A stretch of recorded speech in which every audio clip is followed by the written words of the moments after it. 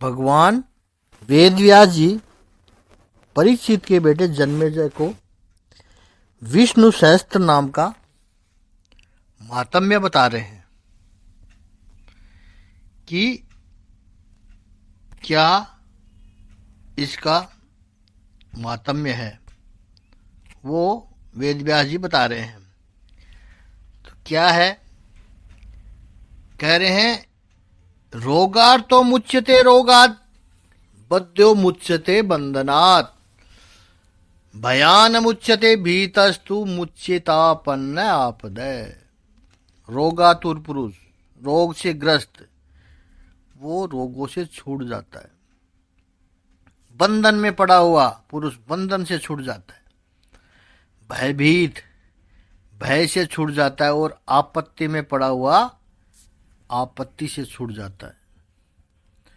दुर्गण्य तीर्थाशु पुरुषोत्तमम सतुमनाम सहस्त्रेण नित्यम भक्ति समन्वित है। जो पुरुष भक्ति संपन्न होकर इस विष्णु भगवान के सहस्त्र नाम से पुरुषोत्तम भगवान की प्रतिदिन स्तुति करता है, वह शीघ्र ही समस्त संकटों से पार हो जाता है। वासुदेवाश्रयो मर्त्यो वासुदेव परायण है, सर्व पाप विशुद्धात्मा याति ब्रह्म सनातनम। जो मनुष्य वासुदेव के आश्रित और उनके परायण है, वह समस्त पापों से छूटकर विशुद्ध अंतःकरण वाला हो सनातन पर ब्रह्म को पाता है। न वासुदेव भक्ता नाम अशुभम विद्यते क्वचित जन्म मृत्यु जरा व्याधि भयम नेवोपजायते। वासुदेव के भक्तों का कहीं भी अशुभ नहीं होता है। उनको जन्म मृत्यु जरा और व्याधि का भी, व्याधि जरा यानी बुढ़ापा, जन्म मृत्यु बुढ़ापा और व्याधि रोगों का भी भय नहीं रहता है। इमं सत्वम धीयान श्रद्धा भक्ति समन्वित युज्यतात्म सुखम शांति श्री धृति समृति कीर्ति भी। जो पुरुष भक्ति पूर्वक भक्ति भाव से इस विष्णु सहस्त्र नाम का पाठ करता है, वह आत्म सुख, क्षमा, लक्ष्मी, धैर्य, समृद्धि और कीर्ति को पाता, सब कुछ पा लेता है। शेष क्या रह गया फिर? न क्रोधो न च मार्तस्यम न लोभो न शुभामति। न क्रोधो न च मात्सर्यम न लोभो न शुभामति। न क्रोधो न च मात्सर्यम न लोभो न शुभामति। भवन्ति कृत पुण्यानां भक्तानां पुरुषोत्तमे। पुरुषोत्तम के पुण्यात्मा भक्तों को किसी दिन क्रोध नहीं आता है। ईर्ष्या तो उत्पन्न होती ही नहीं है उनको। लोभ सपने में भी नहीं होता है उनको। उनकी बुद्धि कभी अशुद्ध नहीं होती है। लोभ क्यों आएगा जब अपार धन संपदा भगवान देंगे उसको? क्रोध भी नहीं आएगा, सारी अनुकूल परिस्थितियां देंगे। और ईर्ष्या भी बिल्कुल नहीं आएगी। तो ऐसे भगवान के हमने 90 मंत्र तक हमने चिंतन किया था कल। आज 91वां मंत्र लेते हैं और 724 मंत्र ले, 724 नाम आ गए थे 90 मंत्र में। आज 91वां मंत्र लेते हैं और 725वें मंत्र से शुरू करते हैं। पहले मंत्र ले लेते हैं 91वां मंत्र। एको नेकः स्वः कः किं यत्तत्पद्मनोत्तमं लोकबन्धुरलोकनाथो माधवो भक्तवत्सलः। एक है, सब प्रकार के भेदभावों से रहित, अद्वितीय। नेक है, उपाधि, भेद से अनेक। स्व, जिनमें सोम नाम की औषधि का रस निकाला जाता है। ऐसे यज्ञ स्वरूप कह सुख स्वरूप, किम कि मैं विचारणीय ब्रह्म स्वरूप, यतः स्वतः सिद्ध, ततः विस्तार करने वाले, पदम नूतमम मुमुक्षु पुरुषों द्वारा प्राप्त किए जाने योग्य अत्युत्तम परम पद देने वाले। लोक बंधु समस्त प्राणियों के हित करने वाले परम मित्र, लोकनाथ है सबके द्वारा याचना किए जाने योग्य लोक स्वामी, माधव है मधुकुल में उत्पन्न होने वाले, भक्त वत्सल है भक्तों से प्रेम करने वाले। 92वां मंत्र है 92 मंत्र। सुवर्ण वर्णो हे मांगो वरांग चंदनांगदी, वीरहा विषमय शून्यो घृता शीरश्चल। सुवर्ण वर्ण है सोने के समान पीतवर्ण वाले।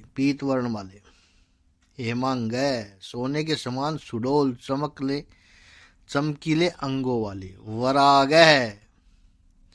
वरांग यानी परम श्रेष्ठ अंग प्रत्यंगों वाले। चंदनांगदी चंदन के लेप और बाजूबंद से सुशोभित। वीरहा राग द्वेष आदि प्रबल शत्रुओं से डरकर शरण में आने वालों के अंतःकरण में उनका अभाव कर देते हैं राग द्वेष का। विस्मय है जिनके समान दूसरा कोई है नहीं, ऐसे अनुपम और हो भी नहीं सकता है। शून्य है समस्त विशेषणों से रहित। घृताशी अपने आश्रित जनों के लिए कृपा से सने हुए द्रवित संकल्प करने वाले। अचल है किसी प्रकार भी विचलित न होने वाले, अविचल। चल है वायु रूप से सर्वत्र गमन करने वाले। 93वां मंत्र है। ऐमानी मान दो मान्यो लोक स्वामी त्रिलोक धृक, सुमेधा मेद जो धन्य है सत्यमेधाधराधर है। ऐमानी स्वयं मानने चाहने वाले, अभिमान रहित, मानदह दूसरों को मान देने वाले, मान्य है सबके पूजने योग्य, माननीय। लोक स्वामी 14 भुवनों के स्वामी, सारे भुवनों के स्वामी ने। 14 विषय अगर और भी है तो सब भूतों के स्वामी, सब भुवनों के स्वामी। त्रिलोकाधिक तीनों लोकों को धारण करने वाले, और भी कोई लोक है तो सारे लोकों को धारण करने वाले। सुमेधा अति उत्तम सुंदर बुद्धि वाले। मेदजय यज्ञ में प्रकट होने वाले। धन्य है यानी नित्य कृतकृत्य होने के कारण सर्वथा धन्यवाद के पात्र। सत्यमेधा सच्ची और श्रेष्ठ बुद्धि वाले। धराधर है अनंत भगवान के रूप से पृथ्वी को धारण करने वाले।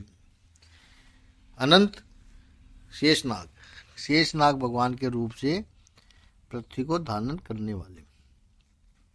94वां मंत्र है। तेजो वृषो दुतिधर है सर्वशास्त्रवृतांवर, प्रग्रहो निग्रहो व्यग्रो नैक श्रृंगो गदाग्रज है। तेजो वृष है आदित्य रूप से तेज की वर्षा करने वाले और भक्तों पर अपने अमृतमय तेज की वर्षा करने वाले। द्युतिधर है परम कांति को धारण करने वाले। सर्व शस्त्र वृतांवर है समस्त शस्त्रधारियों में श्रेष्ठ। प्रग्रह है भक्तों के द्वारा अर्पित पत्र पुष्प आदि को ग्रहण करने वाले। फलम पुष्पम समर तो निग्रह सबका निग्रह करने वाले। व्यग्रह अपने भक्तों को अभिष्ट फल देने में तत्पर रहने वाले, लगे रहते हैं। नेक श्रृंग है नाम आख्यात उपसर्ग और नियात रूप से 4 सिंगों को धारण करने वाले शब्द ब्रह्म स्वरूप। गदाग्रज है। गदा से पहले जन्म लेने वाले, गद से पहले जन्म लेने वाले।